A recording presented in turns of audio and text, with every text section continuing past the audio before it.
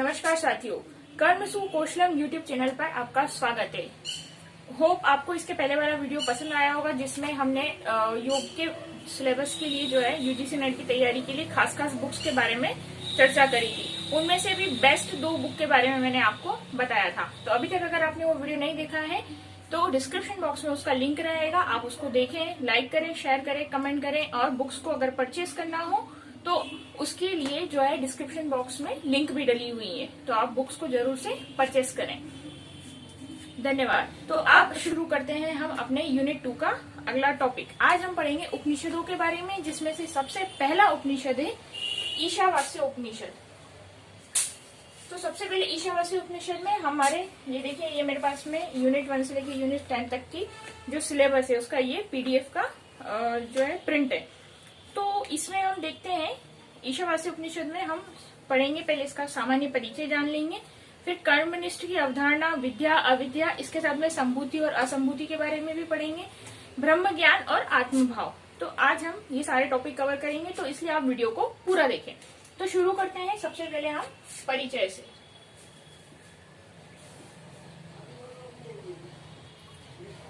ईशावास्य उपनिषद का सामान्य परिचय देख लेते हैं। सबसे पहले ये उपनिषद जो है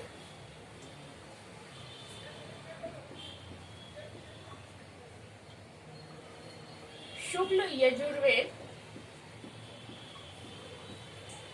संहिता का 40वां अध्याय है। यानी कि ये उपनिषद कहाँ से लिया गया है? शुक्ल यजुर्वेद की संहिता भाग का है, इसलिए मंत्र का भाग होने से इस उपनिषद का विशेष महत्व भी है।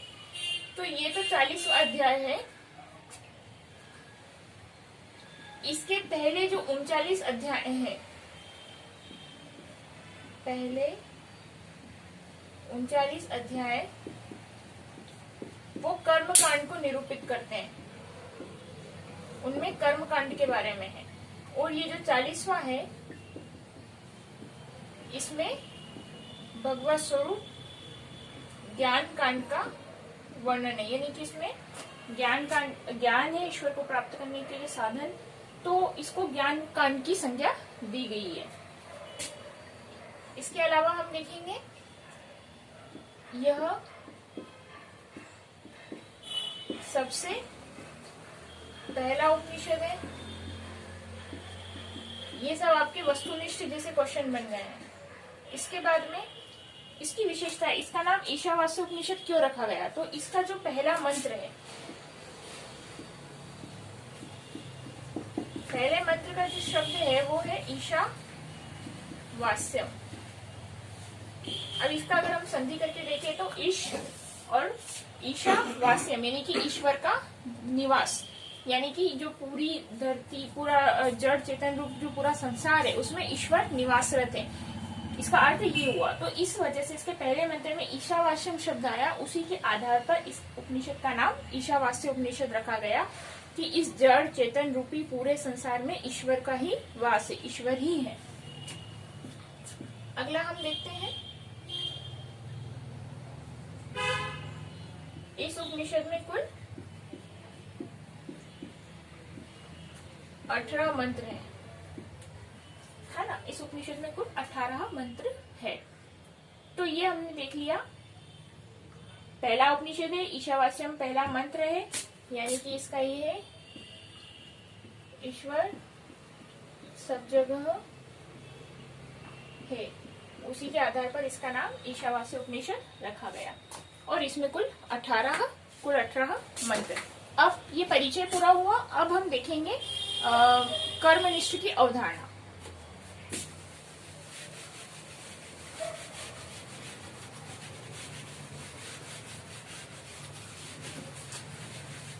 कर्मनिष्ठ की अवधारणा में जो है, इस उपनिषद का जो दूसरा तीसरा सूत्र है, मंत्र है, उसमें कहा है कि व्यक्ति को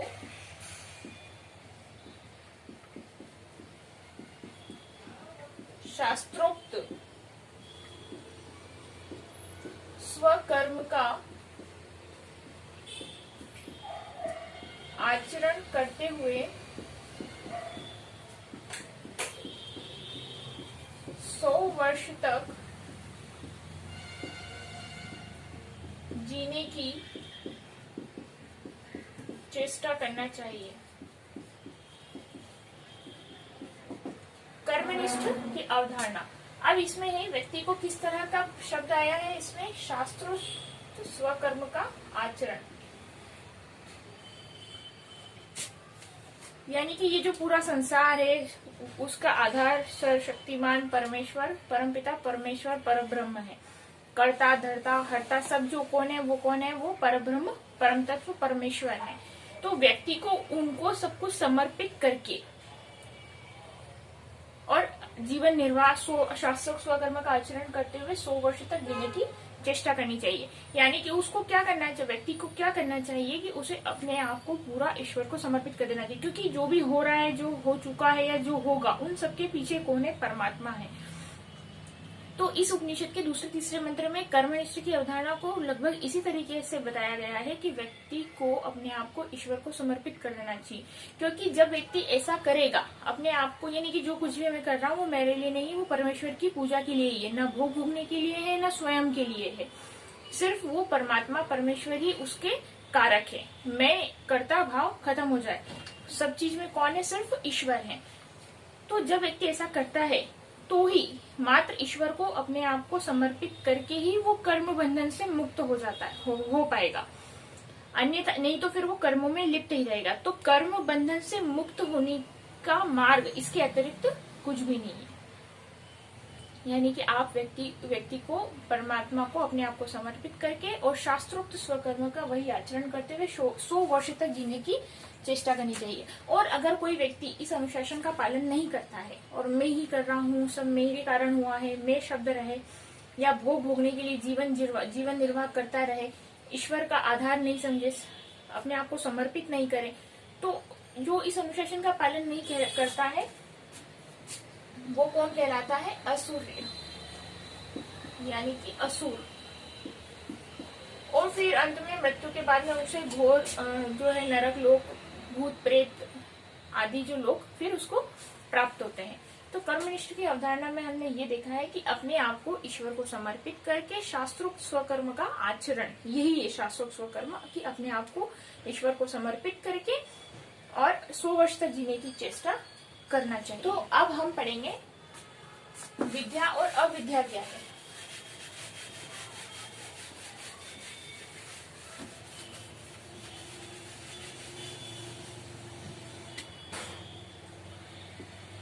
विद्या अविद्या।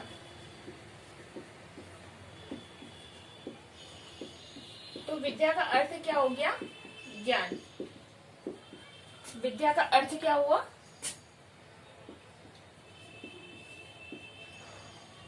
ज्ञान।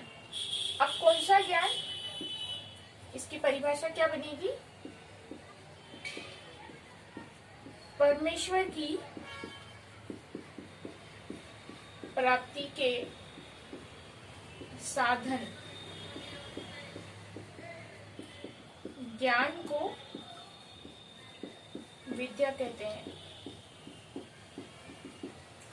परमेश्वर की प्राप्ति, देखो विद्या यानी कि अच्छी पॉजिटिव वर्ड है, और अविद्या यानी कि जो वो नेगेटिव वर्ड है। तो विद्या यानी कि ऐसी विद्या, ऐसा ज्ञान जो परमेश्वर की प्राप्ति करा दे, ऐसी विद्या, ऐसा ज्ञान जो परमात्मा के यथार्थ स्वरूप का हमको बोध करा दे।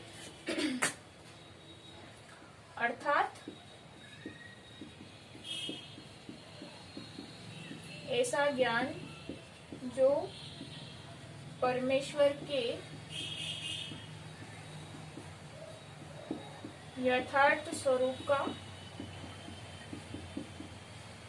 बोध कराए, वह ज्ञान जो है वो विद्या है। तो समझ में आई होगा, विद्या यानी कि ज्ञान, ऐसा विद्या या ऐसी विद्या या ऐसा ज्ञान जो हमें परमात्मा की प्राप्ति करा दे। तो उसके जो साधन है, जिसको ज्ञान कहा गया है, जिसके जो साधन ज्ञान है, वही क्या है, विद्या। अब अगर हमने विद्या को समझ लिया तो हम अविद्या को आसानी से समझ पाएंगे, क्योंकि वो नेगेटिव सेंस में जा रहा है। तो विद्या यानी कि ऐसा ज्ञान जो परमेश्वर की प्राप्ति करा दे। तो और इसका अपोजिट अविद्या ये हो जाएगा कि अविद्या का अर्थ यानी कि अज्ञान, यानी कि जो काय में ले जाए हमको परमेश्वर की बजाय दूसरी चीजों में। दूसरी चीजें क्या? ये संसार, स्वर्ग, नरक, प्रेत लोक, स्वर्ग, नरक, देव, पितर लोक आदि, भोग, ऐश्वर्य और ये जितनी भी चीजें हैं जो व्यक्ति को आकर्षित करके और उसी माया के जाल में फंसा के रखती हैं। तो ये जो हो गया वो क्या हो गया? अविद्या। तो हमने ये विद्या को पढ़ा, अब हम पढ़ते हैं अविद्या। सिंपल सा है, सुनने में ऐसा लग रहा है, इसको सीधा सीधा सा समझे। ऐसी विद्या यानी कि ज्ञान जो परमात्मा की प्राप्ति करा दे वो विद्या, और अविद्या इसका अर्थ क्या हो गया? अज्ञान। अब विद्या तो परमात्मा की प्राप्ति कराती है, लेकिन अविद्या किसकी प्राप्ति कराती है? स्वर्ग, देव, पितरलोक, भोग पदार्थ, ऐश्वर्य की प्राप्ति के साधन। वो ज्ञान था विद्या में, और ये इसको प्राप्ति के साधन के लिए व्यक्ति क्या करता है? कर्म करता है। तो ऐश्वर्य की प्राप्ति के साधन कर्म को अविद्या कहा है। तो सीधी सी बात में क्या हो गया? अविद्या अर्थात दोषपूर्ण ज्ञान, यानी कि वो अज्ञानी हुआ। दोषपूर्ण ज्ञान यानी कि वो वास्तविक सत्यता से परिचय उसका नहीं हुआ। तो ऐसा ज्ञान जो परमेश्वर की प्राप्ति कराए वो विद्या, और ऐसा ज्ञान जो स्वर्ग और देव, पितर, भोग, ऐश्वर्य की चीजों में माया के जाल में फंसा दे वो अविद्या। तो क्या सिर्फ अविद्या की उपासना क्या सिर्फ विद्या की उपासना करने से व्यक्ति जो चाहे वो प्राप्त कर सकता है क्या? तो ऐसा नहीं है। इसमें आप फिर नोट करें कि व्यक्ति को परमेश्वर की प्राप्ति के लिए विद्या और अविद्या दोनों का पूरा समझ और ज्ञान होना आवश्यक है, यानी कि ज्ञान तत्व की भी और कर्म तत्व की। इन दोनों को व्यक्ति सही समझ करके ही जो है परमात्मा परमेश्वर को प्राप्त कर सकता है। अगर वो सिर्फ अविद्या की उपासना करे, यानी कि सिर्फ भोग, ऐश्वर्य आदि में डूबा रहे, तब तो उसको जो है उसकी गति मुक्ति होनी ही नहीं है। वो नर्क और कई भूत प्रेत लोग जो भी है उनमें फंसा रहेगा, 84 लाख योनियों में वो फंसा रहेगा। तो सिर्फ अविद्या का अगर अविद्या की उपासना करता है, अविद्या यानी कि भोग ऐश्वर्य प्राप्ति के लिए कार्य करता है, तो उसका जीवन अंधकार में डूब जाता है। और अगर वो सिर्फ विद्या की उपासना करता है, या विद्या की उपासना करने की बजाय वो मिथ्या अभिमान में रत रहता है, यानी कि मुझे पता है, जैसे कि मुझे पता है कि ये जो संसार है ये सब नश्वर है, क्षणभंगुर है ना, और व्यक्ति अगर इसमें डूबा रहे तो उसको वापस से क्या है, इन्हीं योनियों में, 84 लाख योनियों में भटकना है। तो ज्ञान तो मुझको है ना, लेकिन मेरा आचरण में कोई परिवर्तन आया या नहीं आया, यानी कि मैं अभी विद्या यानी कि ज्ञान के केवल मिथ्या अभिमान में हूँ, तो उससे परमात्मा परमेश्वर की प्राप्ति नहीं होगी, ना उससे कोई मोक्ष होना है। अविद्या को समझा, फिर विद्या को समझा, दोनों को बराबर समझ करके और फिर जो आगे कार्य करता है, आचरण में लाता है, तो वो सही मार्ग है। तो व्यक्ति को ज्ञान का तत्व और कर्म तत्व दोनों को व्यक्ति भली भांति समझ करके आगे बढ़ सकता है। तो अविद्या के ज्ञान से, यानी कि जब पता लग जाए कि हाँ ये सब नश्वर है और सबको एक दिन मरना ही है, तो अविद्या के ज्ञान से मृत्यु भय से मुक्ति और विद्या के ज्ञान से परमेश्वर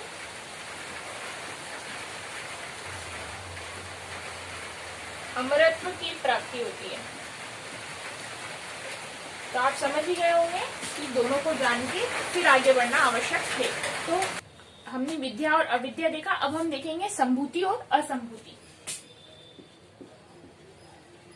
संभूति एवं असंभूति। तो संभूति का अर्थ हुआ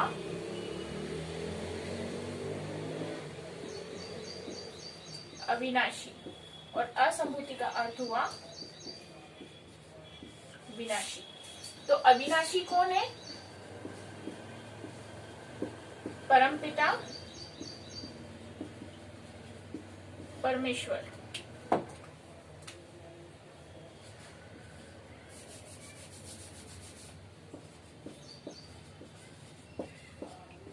परमपिता परमेश्वर। और विनाशी कौन है? देव, पितर, मनुष्यादि लोक और उनकी भोग सामग्रियां। परमेश्वर कौन है? जिनकी पूर्ण रूप से सर्वत्र सत्ता है। यहाँ पर ऐसा नहीं है, क्योंकि ये तो विनाशशील है। विनाशशील है यानी कि जो नष्ट हो जाती है, अविनाशी है जो कभी नष्ट नहीं होता। तो ये देखा हमने संभूति और असंभूति का अर्थ। संभूति यानी कि अविनाशी, और अविनाशी यानी कि जो नित्य है, सर्वत्र है, सर्वाधार है, जो स्थिति, संहार, प्रलय और उत्पत्ति के कारक है, वो कौन है? परमपिता परमेश्वर है। तो वो अविनाशी है परमपिता परमेश्वर, जिनकी पूर्ण रूप से सत्ता है। तो उसे कहा गया है संभूति, जो सर्वत्र अविनाशी मतलब सर्वत्र व्याप्त है। और असंभूति यानी कि जो सर्वत्र व्याप्त नहीं है ना, सर्वत्र व्याप्त नहीं है। और जो व्याप्त नहीं है इसका मतलब वो नष्ट होने वाले हैं। तो अविनाशी नहीं है, वो विनाशी है। देव, पितर, मनुष्य आदि भोग सामग्रियां जितनी भी ये क्या है? कुछ समय के लिए, क्षण भंगुर है। तो जब ठीक अविद्या और विद्या जैसे ही जब व्यक्ति संभूति और असंभूति का भी ठीक ठीक सही से समझ करके उसका ज्ञान प्राप्त कर लेता है, तो व्यक्ति जो है फिर आगे सफलता प्राप्त करता है, ईश्वर को, परमेश्वर को प्राप्त कर पाता है। तो संभूति असंभूति यानी कि विनाशील, जैसे अविद्या वैसे ही असंभूति। असंभूति का जब व्यक्ति ज्ञान प्राप्त करता है तो वो मृत्यु भय से मुक्ति मिल जाती है। और फिर संभूति की उपासना करता है और संभूति का सही सही ज्ञान प्राप्त करता है, तो उसे कौन प्राप्त हो जाते हैं? परमपिता परमेश्वर। इसलिए विद्या और अविद्या, ज्ञान तत्व, कर्म तत्व, ठीक वैसे ही संभूति और असंभूति, इनका व्यक्ति को दोनों को पूरा समझना अत्यंत आवश्यक है। अब हम देखेंगे ब्रह्म ज्ञान क्या है। ब्रह्म ज्ञान, तो पहले हम इसका थोड़ा सा संधि कर लेते हैं। ब्रह्म ज्ञान अर्थात ब्रह्म का ज्ञान। तो ब्रह्म क्या है? ब्रह्म का अर्थ है ब्रह्म यानी कि जो सर्वत्र है, सर्वव्यापी, यानी कि जो सब जगह पर व्याप्त है। कौन है? परमेश्वर।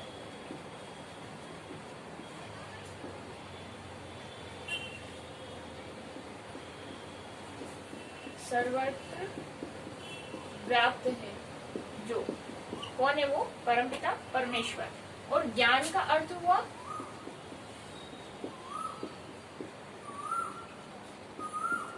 जानना।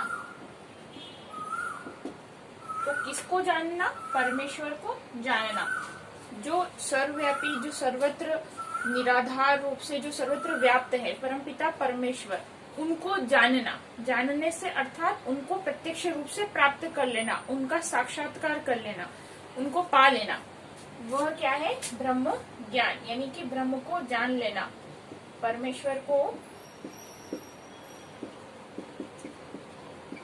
प्रत्यक्ष साक्षात्कार, परमेश्वर का प्रत्यक्ष साक्षात्कार कर लेना, उनको जान लेना, अर्थात प्राप्त कर लेना। इस प्रकार ईश्वर को पा लेना ही ब्रह्म ज्ञान है। क्या है ब्रह्म ज्ञान? परमात्मा परमेश्वर को प्राप्त कर लेना, प्रत्यक्ष प्राप्त कर लेना। ब्रह्म यानी कि जो सर्वव्यापी अर्थात जो सब जगह पर व्याप्त है, कौन है? परमपिता परमेश्वर। और ज्ञान यानी कि जानना, उनको जान लेना। तो परमात्मा को जान लेना अर्थात उनको, ईश्वर को पा लेना, वही है ब्रह्म ज्ञान। और जब व्यक्ति को पता लग जाता है कि जो सर्वत्र सर्वव्यापी निराधार, जो प्रत्यक्ष है, नित्य है, निश्चित है, अविनाशी है, तो वो परमपिता परमेश्वर को जब ये बात जान लेता है और ये जान लेता है कि जितनी भी देव पितर मनुष्य आदि लोग जो योनियां हैं वो जो है क्या है, विनाशी है, यानी कि क्षणभंगुर है, अनिश्चित है, नित्य नहीं है। तो जब व्यक्ति ये दोनों के भेद को समझ लेता है और फिर वो शास्त्रोक्त स्वकर्म जो भी कर्म करता है वो ईश्वर के लिए ही कर रहा है, ऐसी भावना से जब कर्म करता है तो वो फिर परमात्मा परमेश्वर को, तो उसकी भावना जो हो जाती है वो निष्काम हो जाती है। फिर वो कर्म के बंधनों में उसमें लिप्त नहीं होता है, कर्म बंधन से लिप्त नहीं होता है, वो उनसे मुक्त हो जाता है। क्योंकि भावना क्या होती है कि जो भी मैं कर रहा हूँ ईश्वर को समर्पित होकर के कर रहा हूँ, और दोनों का विद्या अविद्या यानी कि वही भोग योनिया जो है नश्वर है, उसका जो भेद समझ जाता है तो फिर वो परमपिता परमेश्वर को प्राप्त कर लेता है। तो ये हुआ ब्रह्म ज्ञान। अब हम देखेंगे आत्मभाव क्या है। तो आत्मभाव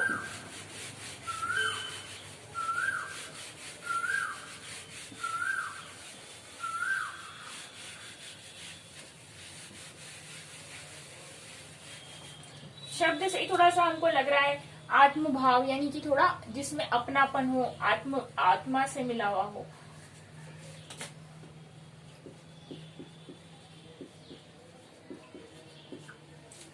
हम कहते हैं ना कि कभी कभी कोई हमारा बहुत ज्यादा क्लोज हो तो उसके लिए हम ये शब्द यूज कर सकते हैं कि ये मुझसे बहुत मिला हुआ है, यानी कि उसके प्रति हम बहुत अच्छी भावनाएं रखते हैं। तो अब हम इस शब्द का यूज कर सकते हैं कि काफी आत्मीय है, आत्मभाव, वहां पर ये शब्द यूज होता है। तो शास्त्र अध्यात्म में इस शब्द का अर्थ क्या हुआ, आत्मभाव, अर्थात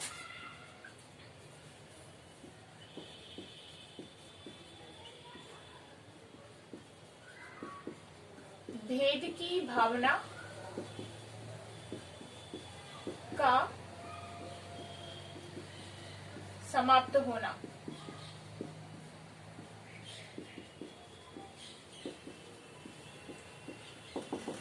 हम बोलते हैं जब भेद की भावना समाप्त हो जाती है, यानी कि उसमें कोई अंतर, उसमें कोई भेद या मतलब उसमें कोई अंतर नहीं समझा जाता है, उसको बिल्कुल अपना ही समझा जाता है। तो जब भेद की भावना समाप्त हो जाती है अर्थात सर्वत्र एक दृष्टि हो जाती है। अब ऐसा मैंने उदाहरण दिया, वो तो हम किसी अपने क्लोज के लिए यूज करते हैं कि ये हमारा बहुत आत्मीय है, लेकिन आत्मभाव का यहाँ पर अर्थ ये हो गया कि जब किसी एक व्यक्ति के लिए नहीं, सर्वत्र पूरे संसार, पूरे विश्व के प्रति, पूरे संसार के प्रति जब एक समदृष्टि हो जाए, एक दृष्टि हो जाए, वो आत्मीय भाव है, यानी कि उसमें भेद की भावना समाप्त हो जाए। तो इसकी परिभाषा आत्मभाव की ये हुई कि जब प्राणी मात्र में, जब व्यक्ति प्रत्येक प्राणी मात्र में ईश्वर को देखता है, परमपिता परमेश्वर को, परमात्मा को देखता है, और परमात्मा में ही सब जितनी भी जगत में जितनी भी सामग्रियां, भोग सामग्रियां हैं, जो भी चीजें हैं, जड़ चेतन स्वरूप जितनी भी चीजें हैं, उन सब में परमपिता परमेश्वर को ही देखता है कि ये परमपिता परमेश्वर ही है। तो जब इस तरह की दृष्टि हो जाती है कि वो प्राणी मात्र में परमपिता परमेश्वर का दर्शन करे, समदृष्टि हो जाए, सबको ईश्वर समझ करके उनसे व्यवहार करे, आचरण करे, तो जब ये दृष्टि हो जाती है, जब समदृष्टि हो जाती है, तो जब भेद की भावना समाप्त हो जाती है। अब अगर आप किसी को किसी में ईश्वर को देखें तो ना हम उनसे कोई राग द्वेष ईर्ष्या भावना रखेंगे, ना हमारी उनसे कोई लड़ाई झगड़े या मन में किसी प्रकार का कोई किंचित दोष उत्पन्न ही नहीं होगा ना। अगर किसी व्यक्ति में हम परमात्मा को समझ रहे हैं, तो मान रहे हैं, तो इस तरह की जब दृष्टि हो जाए, समदृष्टि, जब भेद की भावना समाप्त हो जाए, तो वो है आत्म भाव। प्राणी मात्र में परमेश्वर को समझना,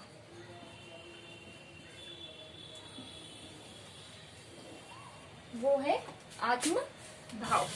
तो आज उपनिषदों के पहले उपनिषद ईशावास्य उपनिषद हमने पढ़ा, उसमें बस इतना ही। नेक्स्ट उपनिषद केनो उपनिषद को मैं लेकर के आऊंगी, उसकी वीडियो बनाएंगे। तब तक आपका काम है, अगर आपको ये वीडियो पसंद आया है तो चैनल को सब्सक्राइब करें, वीडियो को लाइक करें, कमेंट करें, बेल आइकन को जरूर से प्रेस करें ताकि आपको वीडियो के अपडेट्स जो है वो नोटिफिकेशन जल्दी समय पर मिलते रहे। धन्यवाद।